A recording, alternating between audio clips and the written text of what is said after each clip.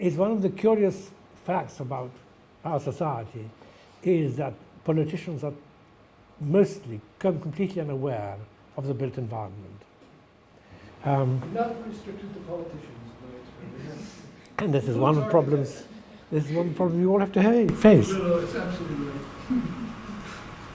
Yeah, but I think actually you can get too pessimistic about the conversation that is there on the ground in reality, because actually consultation does exist, voices are listened to, planners are well educated, some with a great deal of aesthetic knowledge and architectural knowledge, but the common concern, even in a world that is as capitalist as the City of London, is actually to do with the civility of the public realm at the end of the day. That is a threat. There is a threat of light. There is a threat of what is there to actually just a question of whether it's good to be around, the need to linger, the want to meet, the chance encounters.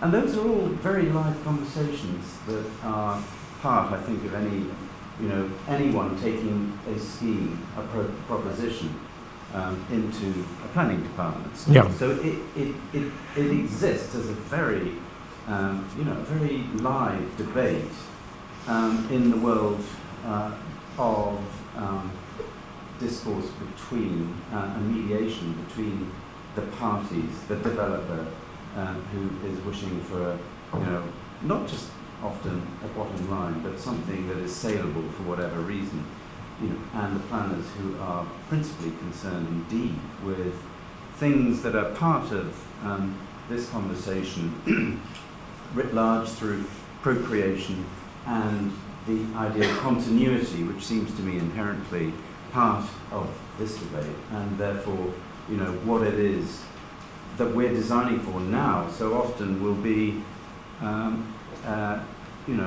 thinking about 5 or 10 years. Actually, the people we're designing for are probably 11 years old right now, and the world is changing. So I think there's a great deal of speculation about that sort of process of change. Unlike landscape design, as architects are cast into the realm between in terms of timescales, but I think that issue it's not for us now. Just it is for a sense of a set of spaces that will be inhabited by those who are growing up is very, very present.